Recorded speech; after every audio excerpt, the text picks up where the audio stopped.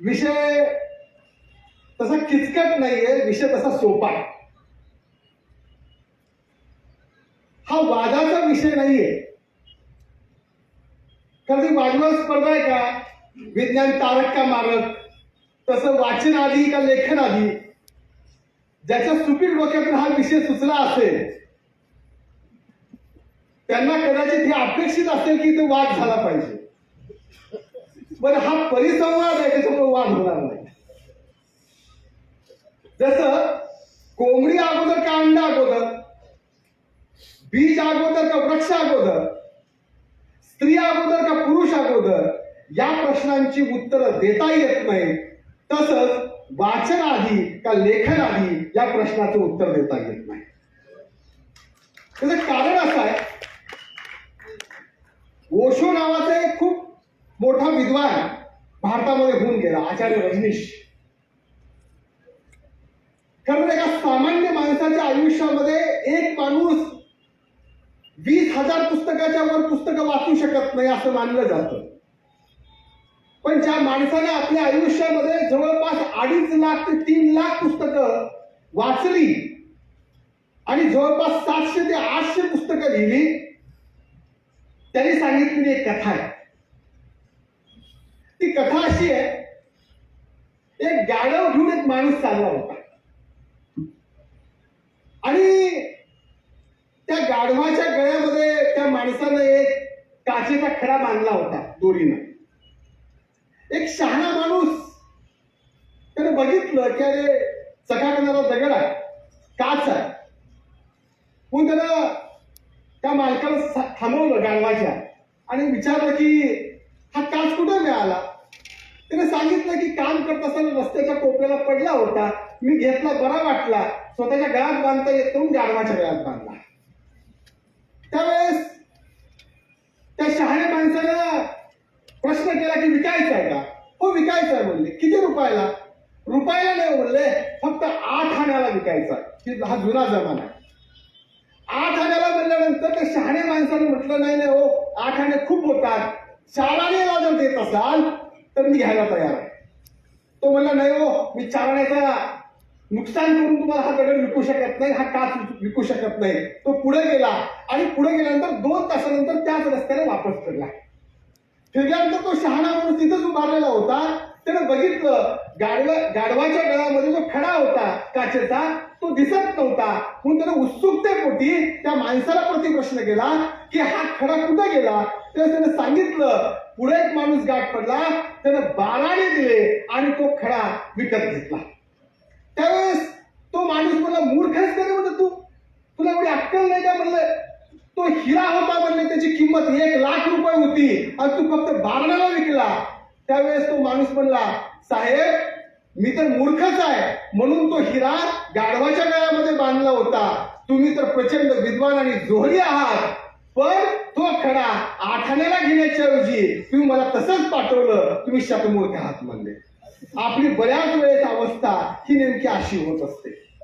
आपण एखाद्या मुद्द्याला पकडून धरतो आणि मग आपल्याला असं वाटायला लागतं की मी तिथं बरोबर आहे, पण त्या ठिकाणी आपण मूर्ख सिद्ध होत असतो. आणि म्हणून वाचन आधी का लेखन आधी या प्रश्नाच्या गुंत्यामध्ये पडण्याच्या अगोदर एक गोष्ट लक्षात ठेवा. एका कवीनं खूप सुंदर लिहून ठेवलंय. तो असं म्हणतो, वाचणं म्हणजे पेरणं असतं. वाचणं म्हणजे पेरणं असतं, लिहिणं म्हणजे उगवणं असतं. उगवण्याची चिंता करण्यापेक्षा पेरायला सुरुवात करा. एक दिवस तुमचं उगवलेलं लोक पेरण्यासाठी घेऊन जातील. आणि म्हणून मला वाटतं की आपण सर्वांनी म्हणजे वाचन करण्यापासून सुरुवात केली पाहिजे. ही गोष्ट अगोदर गाठी बांधली पाहिजे. मित्रांनो, जगामध्ये लिहिलं गेलं अगोदर का वाचलं गेलं अगोदर या प्रश्नाचं उत्तर देणं हे खूप अवघड आहे. कारण वाचन कशाचं होतं, तर वाचन माणसाच्या चेहऱ्यांचं होतं, माणसांचं होतं. अनुभवातून माणूस शिकत असतो. आणि प्रज्ञा आणि प्रतिभा हे 2 शब्द जरी मोठे वाटत असले, प्रज्ञा आणि प्रतिभेमधून या सगळ्या गोष्टी जन्माला आल्या असतील, जगामधलं साहित्य जन्माला आलं असलं असं वाटत असलं तरी सुद्धा एक गोष्ट आपण लक्षात ठेवली पाहिजे, जगामधली कोणतीही प्रतिभा आणि प्रज्ञा त्याच वेळेस आविष्कारित होत असते, त्याच वेळेस प्रभावशील होत असते ज्या वेळेस तिला वाचनाचा स्पर्श असतो. आणि म्हणून वाचन हे महत्वाचं आहे. पण वाचन करण्यासाठी काहीतरी आपण लिहिलं असावं लागेल ना. लिहिलंच नसेल, ग्रंथच नसतील तर काय वाचणार तुम्ही? मग अशा वेळेस ज्या काळामध्ये अक्षर नव्हती त्या काळामध्ये काय होतं तर ध्वनी होते, स्पर्श होता. ध्वनी आणि स्पर्श या माध्यमातून लोक वाचत होते. आजही अंध माणसाला तुम्ही विचारा तो कसा वाचतो तर तो स्पर्शाने वाचतो. म्हणून अगोदर काहीतरी असावं लागेल, मग ते लिहिलेलं असावं लागेल, पण ते लिहिलेलं अक्षराच्या माध्यमातूनच असलं पाहिजे ही त्याची आट नाहीये. आणि म्हणून लिहिण्या अगोदर का वाचना अगोदर याच्यामध्ये दोन्हीही एकदा सुरू झालं असलं पाहिजे असं म्हटलं तर वावगं ठरणार नाही. अक्षर जन्माला आली की धातूपासून, धातूच्या नळ्या तयार करण्यात आल्या आणि फुंकण्यात आल्या, आणि फुंकल्यानंतर स्वर व्यंजन ही सगळी तयार झाली आणि जगामध्ये अक्षर संस्कृती जन्माला आली. हे सगळं आपल्याला माहित आहे. परंतु ज्यावेळेस कागद नव्हती, आजपासून जगामधला पहिला शिलालेख कधी सापडला असेल तर तो इसवी सन पूर्व 2600 वर्षापूर्वी सापडलेला आहे. मी इसवी सन पूर्व म्हणतोय, इसवी सनाचा 2600 नाहीये. इसवी सन पूर्व 2600 वर्षापूर्वी पहिला शिलालेख जगामधला सापडला. आणि मित्रांनो, पहिला ग्रंथ जगामध्ये जो लिहिला गेला तो आजपासून 4500 वर्षापूर्वी लिहिला गेला, आणि तो भारतामध्ये लिहिला गेला नाही तर आज ज्या पॅलेस्टाईनचं युद्ध सुरू आहे त्या मातीमध्ये म्हणजे सुमेरियन संस्कृतीमध्ये जगामधला पहिला ग्रंथ, लिखित ग्रंथ जन्माला आला आणि त्याचं नाव आहे गिल्गामेश महाकाव्य. गिल्गामेश महाकाव्य नावाचा हा ग्रंथ ज्यावेळेस लिहिला गेला तो जगामधला पहिला ग्रंथ. म्हणजे जगामध्ये पहिलं काय जन्माला आलं असेल तर ते काव्य जन्माला आलं. आणि काव्य कशातून जन्माला येत असतं तर ते कल्पनेमधून जन्माला येत असतं. आणि म्हणून कल्पना ही वाचन आणि लेखनाची मूळ प्रेरणा आहे, ही गोष्ट आपण लक्षात ठेवली पाहिजे. आणि मग आपण ज्यावेळेस पाहायला लागतो, जगाचा इतिहास ज्यावेळेस आपण वाचायला लागतो त्यावेळेस मौखिक परंपरा ही सर्वाधिक जास्त आहे. मौखिक परंपरा म्हणजे आमच्याकडे गुरुकुल होती, त्या गुरुकुलामध्ये लिहिण्यापेक्षा पाठांतर करायला जास्त महत्व दिलं जात होतं. म्हणजे एका पिढीनं ते पाठ करायचं आणि ते दुसऱ्या पिढीला मौखिक स्वरूपामध्ये हस्तांतरित करायचं. म्हणजे लिहिण्याचा आणि लेखनाचा संबंध हा बऱ्याच वेळा मी पुढे सांगणार आहे. का असं केलं गेलं म्हणून अनेक वेळा अनेक आक्रमण झाल्यानंतर सुद्धा भारतामधलं जे मूळ तत्वज्ञान आहे, जैनांचं तत्वज्ञान असेल, बौद्धांचं तत्वज्ञान असेल, या देशामधलं वेदांत तत्वज्ञान असेल, हे जिवंत राहिलं. त्याचं कारण काय आहे तर ते कारण आहे मौखिक स्वरूपामध्ये ते टिकवण्यात आलं. आणि मग आम्ही पाहतो की महात्मा बसवेश्वरांचं वचन साहित्य हे 12व्या शतकामध्ये निर्माण केलं गेलं. पण 12व्या शतकामध्ये निर्माण केलेलं हे वचन साहित्य 1920 साली फगू हळकट्टी नावाच्या माणसानं ताडपत्रावरचं कागदावर छापलं. कोण आहे फगू हळकट्टी? तर तुम्हाला सर्वांना माहित असेल नसेल, कल्याण क्रांती झाली 1165 साली आणि त्यावेळेस कल्याण प्रतिक्रांतीमध्ये वचन भांडाराला आग लावली. राजा बिज्जलाना आणि सोमेदेव रायमुरारी हा त्याचा मुलगा यांनी त्याला आग लावली आणि 120 कोटी वचनं असा उल्लेख आहे वचनांमध्ये. तेवढी वचनं जाळण्यात आली. मग त्याच्यामध्ये वाचलेली वचनं काय केली तर ताडपत्राचे ते सगळे, म्हणजे ताडपत्र म्हणजे दगडावर लिहिण्याची कला माणसाला अवगत होती, पण त्याच्यानंतर ताडपत्रावर एका दाभणाच्या स्वरूपामध्ये जी काचेची नळी होती त्याच्यावर ठोकून अक्षर तयार केली गेली आणि त्याचं जतन केलं गेलं. त्याच्यामध्ये अनेक वचनांची गाठोडे घेऊन ही सगळी शरण मंडळी बसव कल्याणपासून, आजचं बसव कल्याणपासून निघाली आणि ती उळवीपर्यंत गेली. हे 2 टोक आहे. एवढ्या लांबचा प्रवास पायी केला, अनेक हुतात्मे झाले. मग एके दिवशी हा काळ निघून गेला, 12 व 13 वर्ष तरी निघून गेलं आणि 20व्या शतकाच्या सुरुवातीला ऍडव्होकेट असलेला म्हणजे वकील असलेला फगू हळकट्टी नावाचा माणूस सासरवाडीला गेला. गेल्यानंतर सासरवाडी त्यांनी आपल्या शास्त्राला विचारला, त्यांनी सांगितलं गेल्या अनेक पिढ्यापासून होतीये. त्यांनी आग्रह धरला की ही भिंत मला पाडायची आहे. भिंत पाडली मित्रांनो, आणि भिंतीमधून वचन साहित्याचे ताडपत्रावरचे अनेक वचनं खाली पडली, गठ्ठेच्या गठ्ठे. ही सगळे गठ्ठे घेऊन हा माणूस बेंगलोरला गेला, आणि बेंगलोरला गेला सगळ्या वचन साहित्याचं स्वतःच्या हस्ताक्षरामध्ये त्यांनी लिहिलं, आणि ब्रिटिश सरकारकडे पाठवलं की हे तुम्ही तुमच्या छापखान्यामध्ये छापा. त्यावेळेस ब्रिटिश सरकारनं उत्तर दिलं, आमच्या बायबलला जे तत्वज्ञान बायबलमध्ये आहे त्याच्यापेक्षा हे श्रेष्ठ दर्जाचं तत्वज्ञान आहे, आम्ही छापू शकत नाही. असं म्हणल्यानंतर फौको हळकट्टींनी आपली स्वतःची जमीन विकली, वकिली व्यवसाय सोडला, एक त्यांनी छापखाना विकत घेतला, आणि हा माणूस दिवस रात्र बसून छापखान्यामध्ये खिळे लावून, त्यावेळेस खिळे होते, कुंभारसरने ते काम केलंय, खिळे लावून त्या ताडपत्रावरची वचनं ती छापण्याचं काम कागदावर सुरू केलं. मित्रांनो, त्या काळामध्ये लंडनमध्ये त्यांचा मुलगा फौको हळकट्टीचा मुलगा हा शिकत होता, आणि शिकत असताना ब्रिटिश सरकारची तार फौको हळकट्टींना मिळाली. वकील असलेला माणूस तफल्लक झाला होता एका साहित्याला जिवंत करण्यासाठी, आणि हातामध्ये तार पडली, आणि तारेमध्ये लिहिलं होतं की तुमचा जो मुलगा आहे इथं शिकायला, जो एकुलता एक आहे, तो इथं हिवता खून मेलेला आहे, त्याचा मृतदेह तुम्ही घेऊन जा. मित्रांनो, त्या काळामध्ये जहाजाने जावं लागायचं. एवढा प्रवास करून, एवढा पैसा खर्च करून, वेळ खर्च करून मी जर मुलाला आणलं तर त्याच्या फक्त मृतदेहाचा मी अंत्यसंस्कार करेन, परंतु त्याच्यामुळे माझ्या समाजाचा अंत्यसंस्कार होऊ शकतो. म्हणून ब्रिटिश सरकारला प्रत्युत्तर दिलं फौको हळकट्टीनं की संबंधित जो मुलगा मेला त्याची आई वडील सध्या हयात नाहीत, त्याचे नातेवाईक हयात नाहीयेत, त्याचे अंत्यसंस्कार तुम्ही करावे. आणि मित्रांनो, या स्वरूपामध्ये वचन साहित्य जे लिहिलेलं होतं ते लोकांपर्यंत पोहोचवण्याचं काम फौको हळकट्टीने केलं. 21,024 वचनं बसवेश्वरांची आणि सर्व शरणांची ज्या 18 पगड जातीमधली होती ती 15 संपुटामध्ये फौको हळकट्टीने प्रसिद्ध केली.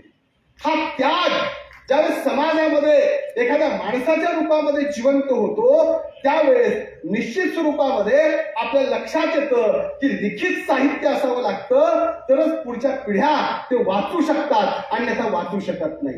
म्हणून प्रत्येक गोष्टीचं दस्तऐवजीकरण करणं, डॉक्युमेंट करणं हे सगळ्यात महत्वाचं आहे. जोपर्यंत आपण दस्तावेज तयार करणार नाही, डॉक्युमेंट तयार करणार नाही, तोपर्यंत कुणीही पुढची पिढी ते साहित्य वाचू शकणार नाही. आज विचार शलाकाचे सगळे खंड गेल्या 30 वर्षांमधले लोकांना वाचायला मिळतात, आणि मग स्वातंत्र्य, समता, न्यायापासून ते आतापर्यंतच्या राजकारणापर्यंतचे सगळे खंड का लोक वाचू शकतात, तर ते लिखित स्वरूपामध्ये आहे. आणि म्हणून लेखन हे वाचना इतकंच महत्वाचं आहे. तुम्ही तराजूमध्ये एका बाजूला वजन आणि दुसऱ्या बाजूला सोनं ठेवलं तरी सुद्धा काटा तिथंच असणार आहे. वजन जर मोजायचं असेल तर दोन्ही पारडे बरोबर समांतर अवस्थेमध्ये यावे लागतात. त्याच स्वरूपामध्ये लेखन आणि वाचन ह्या दोन्ही समांतर चालणाऱ्या प्रक्रिया आहेत. सॉक्रेटिस आयुष्यभर बोलत गेला, त्याने आयुष्यामध्ये एक सुद्धा लाईन लिहिली नाही, परंतु त्याला शिष्य उत्तम मिळाला, आणि सॉक्रेटिस जेवढं जेवढं बोलला ते सगळं रिपब्लिक मध्ये त्या प्लेटोनं उतरावून काढलं. मित्रांनो, जर प्लेटोनं उतरावून काढलं नसतं तर कदाचित जगाला सॉक्रेटिस काय होता हे माहीत झालं नसतं. आणि म्हणून कोणत्याही जगामधलं उत्तम तत्वज्ञान हे त्या व्यक्तीबरोबर संपू द्यायचं नसेल तर ते लेखनाच्या स्वरूपामध्ये अवतीर्ण झालं पाहिजे, ते अस्तित्वात आलं पाहिजे, तरच ते पुढच्या पिढ्यांना वाचता येत असतं. मित्रांनो, राज्यशास्त्रामध्ये प्लेटो हा पहिला विचारवंत आम्ही शिकवतो, परंतु तो राज्यशास्त्राचा जनक नाहीये. राज्यशास्त्राचा जनक अरिस्टॉटल आहे, जो प्लेटोचा शिष्य आहे. त्यानं 158 नगर राज्यांच्या राज्यघटनांचा अभ्यास केला आणि पॉलिटिक्स नावाचा ग्रंथ त्याने साकारला. त्यावेळेस त्यानं वैज्ञानिक स्वरूपामध्ये, शास्त्रीय स्वरूपामध्ये राजकीय विश्लेषण केलं, आणि म्हणून अरिस्टॉटल राज्यशास्त्राचा जनक झाला. कल्पनेच्या आकाशामध्ये भराऱ्या मारून कोणताही एखादा व्यक्ती हा एखाद्या विषयाचा जनक होऊ शकत नाही. जनक होण्यासाठी तुम्हाला तौलनिक अभ्यास करावा लागतो.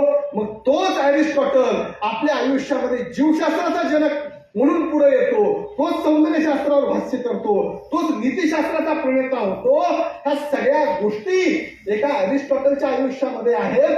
हे आम्हाला कधी कळतं? ज्यावेळेस त्याचं साहित्य आम्ही वाचतो. म्हणून लेखन असेल तर साहित्य ते वाचलं जातं, अन्यथा वाचलं जात नाही. आजही गावोगाव ज्ञानेश्वरीची पारायणं होतात, महाभारत लावलं जातं, रामायण लावलं जातं. भले हे साहित्य महाकाव्य असेल किंवा कपोलकल्पित असेल असं जरी मानलं आपण, तरी सुद्धा ते लोकांच्या वाचनात आलं. तर त्याचं कारण असं आहे, ते लिहिलं गेलं, ते कुठतरी त्याच्यावर टीका केली गेली, त्याचा अनुवाद केला गेला, म्हणून ते पुढे आलं. म्हणून एक गोष्ट आपण लक्षात ठेवली पाहिजे, जर ज्ञानबंदी उठवायची असेल तर ज्ञानबंदी उठवण्यासाठी वाचन आणि लेखन ह्या दोन्ही गोष्टी तितक्याच महत्वाच्या आहेत. ज्योतिराव फुल्यांनी गुलामगिरी ग्रंथ लिहित असताना या देशामधल्या सगळ्या धर्मग्रंथाची मुळापासून चिकित्सा केली. आणि ती का केली?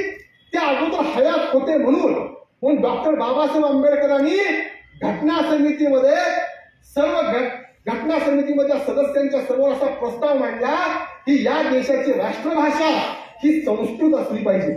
त्याचं कारण काय? तुमच्यापैकी बऱ्याच जणांना असं वाटू शकतं की बाबासाहेबांनी संस्कृतचा आग्रह धरला, त्यांना काय करायचं होतं? तर संस्कृत राष्ट्रभाषा केली गेली तर या देशामध्ये जे मूळ साहित्य विषमतेच्या स्वरूपामध्ये लिहिलं गेलं ते बहुजन माणसाला वाचता येईल आणि लोकांना संस्कृत समजली की धर्मानं कोणता अवडंबर केलं हे लोकांना लक्षात येईल. हा बाबासाहेबांचा त्याच्या पाठीमागचा मूळ विचार होता. आणि म्हणून कार्ल मार्क्स म्हणाला होता, जगामधल्या कोणत्याही चिकित्सेची सुरुवात ही धर्म चिकित्सेपासून झाली पाहिजे. धर्म हा ज्यावेळेस चिकित्सक पद्धतीने आपण अभ्यासतो त्यावेळेस खऱ्या अर्थानं जगामधल्या सगळ्या चिकित्सा पूर्ण होऊ शकतात. आणि म्हणून मला असं वाटतं की आपण चिकित्सा हा दृष्टिकोन आपल्यामध्ये जर बांधवायचा असेल तर अगोदर असलेल्या सर्व साहित्याचं अनुशीलन आपण केलं पाहिजे, त्याचा धांडोळा घेतला पाहिजे. काय चुकीचं काय बरोबर मी तुम्हाला म्हणणार नाही. सगळं साहित्य तुमच्या हातामध्ये जे येईल ते योग्यच आहे, पण ते कोणतं योग्य आहे आणि कोणतं अयोग्य आहे हे ठरवण्याचा विवेक तुमच्यामध्ये जागा झाला पाहिजे. आणि तो जागा होण्यासाठी असल्या लिखित साहित्याचं वाचन तुम्ही सर्वांनी केलं पाहिजे. आणि सगळ्यात महत्वाची गोष्ट आजच्या काळामध्ये तुम्हाला सांगतो, तुम्हा सर्वांना भारतीय राज्यघटनेचं वाचन करणं हे नितांत आवश्यक आहे. आजच्या राजकीय परिप्रेक्षामध्ये ज्यावेळेस मी विचार करतो त्यावेळेस मित्रांनो, भारतीय राज्यघटनेच्या उद्देश पत्रिकेमध्ये जी मूल्य व्यवस्था निर्माण केली गेली होती आणि या देशामधल्या प्रत्येक माणसाला जे स्वातंत्र्य देण्यात आलं होतं त्या स्वातंत्र्याचा अव्यय करणारी राज्यव्यवस्था आम्ही जन्माला घालत आहोत. आणि एखाद्या व्यक्तीचं मत हे या देशामधलं प्रमाणमत बनत आहे, हे या देशासाठी सर्वात मोठा धोका आहे. म्हणून नव्या पिढींना भारतीय राज्यघटना द्यावी लागेल, ती वाचायला सांगावी लागेल आणि त्याची मूल्य व्यवस्था अधिक बळकट करावी लागेल. तरच 2024च्या नंतर हा देश आणि या देशामधली लोकशाही नावाची जीवन पद्धती जशा तशी राहू शकते, अन्यथा राहू शकत नाही. म्हणून आपण सर्वांनी या गोष्टीकडं विचारपूर्वक लक्ष देणं गरजेचं आहे की आपण काय वाचतोय आणि काय हस्तांतरित करत आहोत. मला वाटतं की तुम्ही सर्वजण आता एका देहवादानं प्रेरित झालेल्या एका पिढीनं जो आदर्शवाद तुम्हाला मला दिला तो जर देहवाद आपण पायदळी तुडवायला लागलो तर निश्चित स्वरूपामध्ये सुविधा मिळवण्याच्या नादामध्ये आम्ही जो विकास समजत आहोत तो विकास आम्हाला गिळंकृत केल्याशिवाय राहणार नाही. म्हणून आपण सर्वांनी जागं होणं गरजेचं आहे.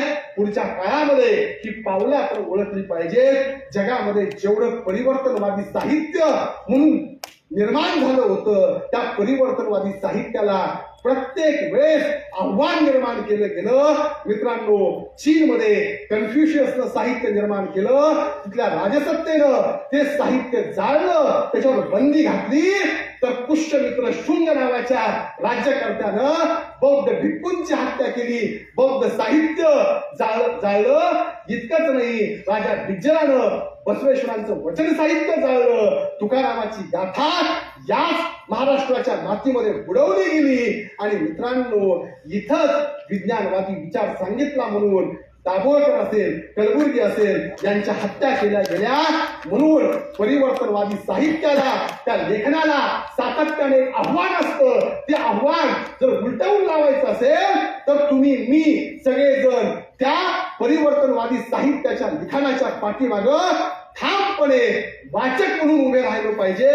जोपर्यंत आपण वाचक म्हणून या साहित्याच्या पाठीमागं उभे राहणार नाहीत तोपर्यंत या देशामधलं परिवर्तनवादी साहित्य हे सुरक्षित राहू शकणार नाही, ते शाश्वत राहू शकणार नाही. आज सगळ्यात मोठं आव्हान जर कोणतं आहे तर सर्व पिढ्यांच्या समोर सगळ्यात मोठं आव्हान आहे ते म्हणजे कृत्रिम बुद्धिमत्तेचं. AI असं आम्ही त्याला म्हणतो नव्या पिढीच्या भाषेमध्ये.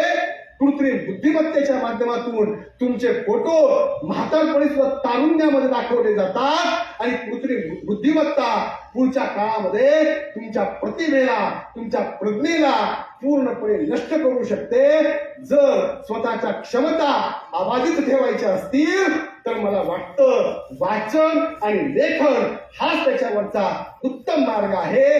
जे लिहिलंय ते वाचा आणि जे वाचलंय ते स्वतःच्या विवेकानं, चिंतनानं नव्यानं लिहा. म्हणजे ही प्रक्रिया सातत्यानं पुढे जाऊ शकेल. तुम्ही माझं ऐकलं.